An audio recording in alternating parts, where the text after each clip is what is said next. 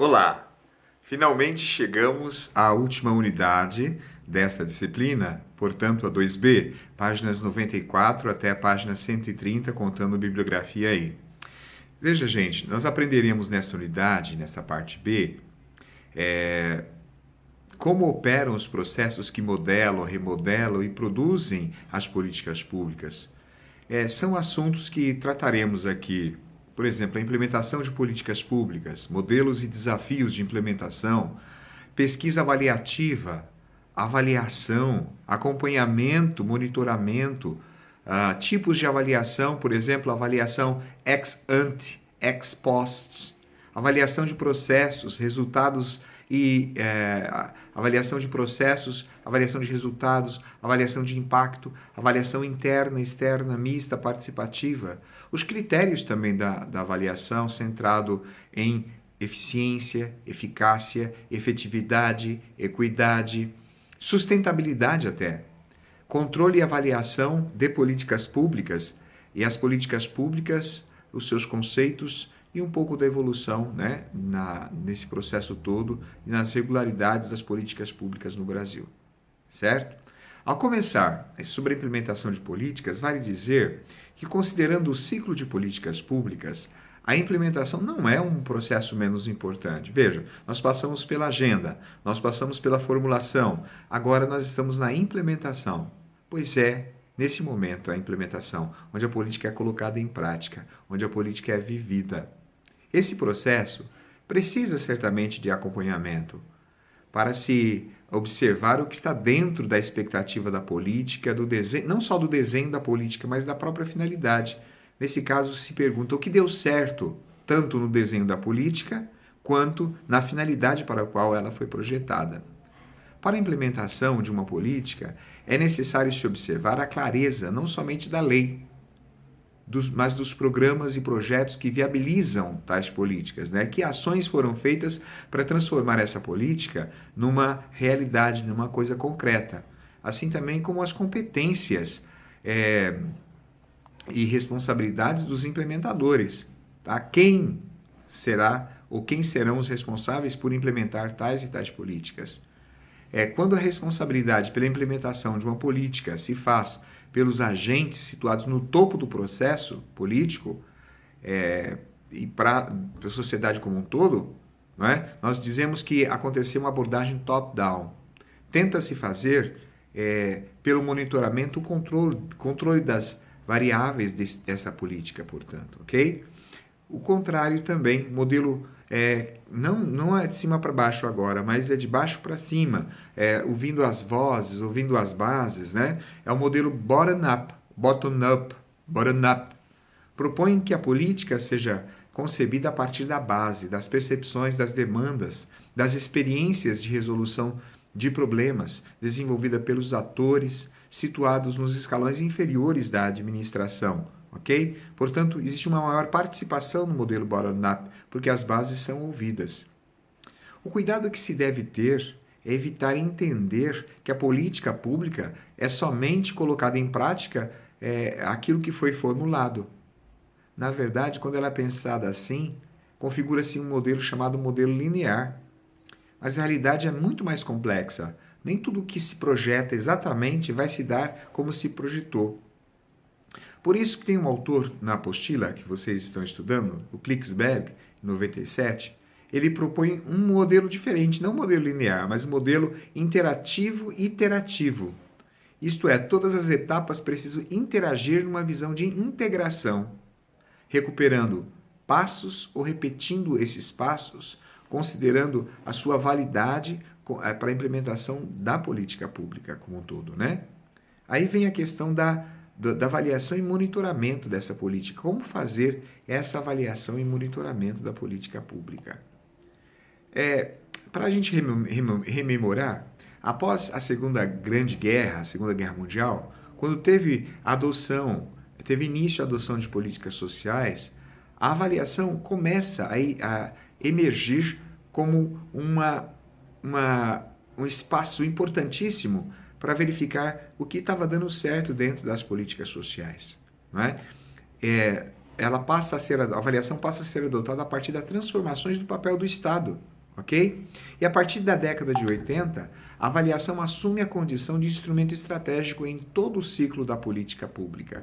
Inicialmente preocupada com a mensuração dos fenômenos, no primeiro momento, mas depois também preocupa-se com os resultados para os quais ela foi projetada. A avaliação de políticas públicas consiste estritamente na avaliação formal, isto é, reúne critérios explícitos e procedimentos de coletas e análise de informação sobre o conteúdo da própria política, a estrutura da política, o processo, os resultados, a qualidade e o impacto que essas políticas causaram dentro do todo social. A sua validade pode ser medida por uma pesquisa avaliativa, né? Portanto, a pesquisa serve para verificar o que realmente o que foi projetado, se foi colocado em prática ou não. Essa é uma dimensão técnica importante. Não se olha só para o resultado, mas se olha também para o processo, os caminhos que foram desenvolvidos para que a política pudesse ser desenhada. A segunda dimensão é valorativa. Se a primeira dimensão da pesquisa avaliativa é técnica, a segunda é valorativa. Ou seja, se estabelecem critérios específicos para se extrair conclusões acerca do valor da política, valor do seu projeto, valor do seu programa. Paralelo à avaliação, existe o monitoramento, não é? Que consiste no exame contínuo de processos, produtos, resultados e impactos das ações realizadas dentro da política projetada. O acompanhamento difere-se do monitoramento. Sabe por quê? Por caracterizar-se pelas atividades de supervisão e fiscalização da implementação da política pública, não tendo natureza interativa, nem proativa. E o monitoramento tem essas características. As tipologias predominantes nas pesquisas avaliativas ou na avaliação da política são as seguintes, ou elas classificam-se em 3 tipologias predominantes, não é? Então, a gente tem, por exemplo, as avaliações ex ante, ex post e as mistas, ok? Quando nós falamos da avaliação ex ante, permite fazer com que a avaliação sobre custos e viabilidade da política, a partir de seu delineamento inicial, seja analisada. Considera-se a sua eficiência e impacto na estimativa de cada alternativa utilizada dentro da política, né? Então, essa questão da viabilidade, quando se pensa na política, né, é exatamente como o nome diz, é ante, né? Não é depois da implementação, é antes da implementação que isso vai estar se dando ou durante o processo dessa implementação. Outro tipo de perspectiva aí é a avaliação ex post. Compreendem as avaliações intermediárias e as avaliações finais de efeitos e de impactos, pois elas trabalham levando em conta os nexos entre a situação inicial das políticas em que a própria avaliação ex ante foi desenvolvida, né, e a avaliação final quando da implementação propriamente dita, né. Na avaliação ex post, então, analisa-se o todo da política, ok? Para o policymaker, o fazedor da política, isso é um indicador importantíssimo, porque é possível verificar o que foi possível atingir e quais foram as falhas para que essa política pudesse ser desenvolvida. Nós vamos ter também as avaliações mistas, compostas por equipes internas e externas, em relação ao órgão que propõe a política. Elas são elaboradas para comparar as conclusões e para superar as distorções tanto da equipe interna quanto da equipe externa, quem participou diretamente da elaboração do texto político, das agendas políticas de cada fase do ciclo e quem de fora consegue fazer algumas percepções que a equipe interna não consegue, ok? A outra tipologia de avaliação, avaliação participativa, tem a finalidade de incorporar tanto os usuários como as equipes de gestores ao processo de monitoramento e avaliação como seus sujeitos ou protagonistas e não como meros informantes. Então, a avaliação participativa ela confere uma responsabilidade grande, porque são vários olhos acerca do fenômeno da política em si, da política que foi implementada. E ela pode ser feita, inclusive, durante o processo de implementação, né? Ok? Nós vamos ter a avaliação de processos. A avaliação de processos tem como foco a lógica da sua implementação e a consistência entre os resultados pretendidos, medida pela distância entre o que quais foram as medidas tomadas para efetivar a política propriamente dita, ok? De que maneira foi feita, os procedimentos adotados e os resultados efetivamente obtidos. Outro tipo de avaliação dos resultados, né? Analisa, como o nome diz, o resultado final, o que resultou na política em nível de benefício ou não, e também em nível de desenho da política, né? Finalmente, nós vamos ter aí a avaliação de impactos. Alguns chamam isso também de análise dos efeitos das políticas públicas. Que modificações específicas que tal política causou para determinado público ao qual ela foi desenhada. Existem, por outro lado, algumas dificuldades nas avaliações de políticas públicas, porque essas dificuldades dizem respeito aos critérios sobre eficiência, eficácia e efetividade. Como assim? Como que essas dificuldades talvez são colocadas pelas avaliações? Olha, se olha para a política e se pergunta, né? Quais são os custos e prazos esperados da política? Na avaliação, vai se analisar se o custo estimado e os prazos esperados foram de fato eficientes, se o seu processo ele realmente foi o que se esperava de tudo o que foi projetado inicialmente, né? Se durante o percurso não houve desvios do próprio caminho. Quando se fala de eficácia, a eficácia ficou relacionada ao objetivo alcançado ou resultado imediato, né, relativamente esperado da política. Tá? Então, se a eficiência preocupa-se com o processo de implementação, a eficácia ela tem a ver com o resultado. E, finalmente, a efetividade. A efetividade é a capacidade de produzir o efeito esperado, de funcionar normalmente como foi pensado, né? De que maneira isso se tornou efetivo, né? E essa lógica, ela tem substância, ela tem patamar de sustentação. Alguns outros critérios utilizados na avaliação de políticas públicas é a questão da equidade, né? Disse que equidade é diferente de igualdade. Igualdade é tornar iguais. Equidade é dar as mesmas condições para que se atinjam os resultados que se espera, ok? Então, a capacidade de contribuir à equidade para a redução das desigualdades e da exclusão social também, quando se pensa em uma política pública. E a sustentabilidade é um outro critério importante na avaliação das políticas, né? A questão do uso racional dos recursos necessários, contribuindo para a preservação do patrimônio comum da sociedade, não só natural, né? Mas histórico, cultural, dentre outros. A efetividade das políticas públicas de promover a equidade remete diretamente ao tema da accountability e do controle. É muito comum no Brasil a gente observar que as políticas evoluíram no sentido da década de 80 para cá, quando a gente observa que o termo da responsabilidade social ou dessa accountability do Estado é muito mais presente, porque a gente vê isso em nível da transparência cobrada, da necessidade de explicitação dos recursos gastos, não é? Da responsabilidade dos gestores em nomear os responsáveis por cada uma das ações dentro de um rol de políticas públicas. Assim também se torna caro aos debates recentes sobre as novas relações entre o Estado e a sociedade.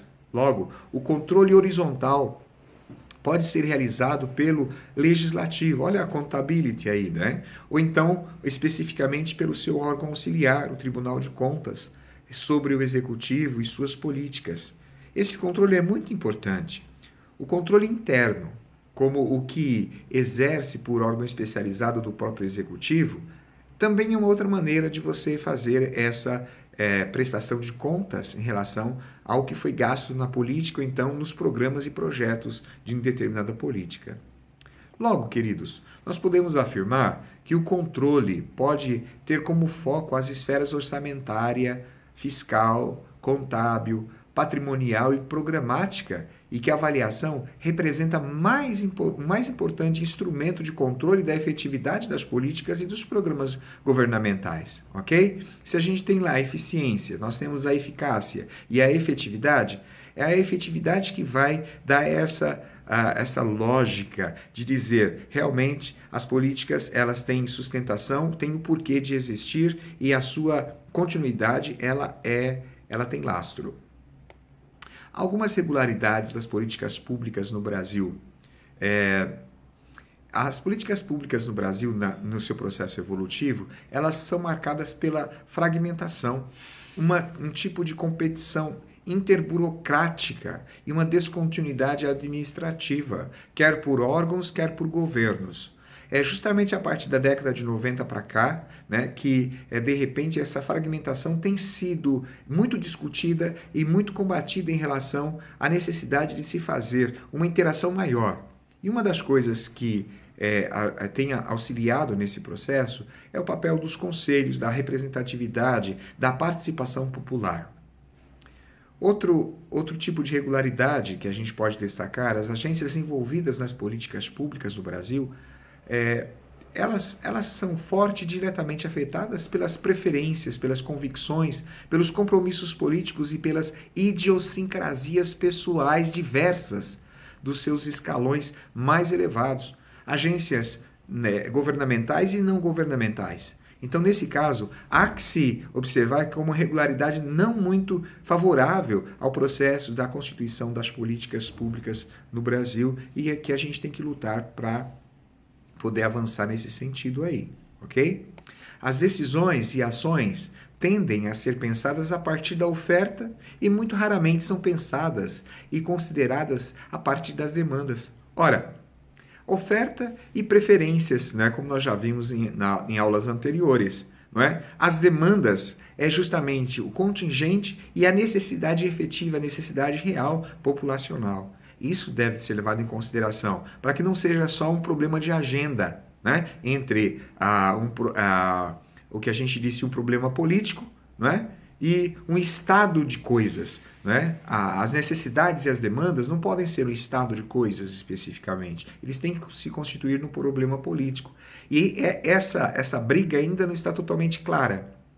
Esse ponto, dentro do fórum de vocês, eu gostaria muito que vocês discutissem em nível de exemplos práticos para que a gente pudesse crescer dentro do que a gente entende como avançar dentro do discurso das políticas públicas. E, por último, dentro das regularidades que a gente estabeleceu,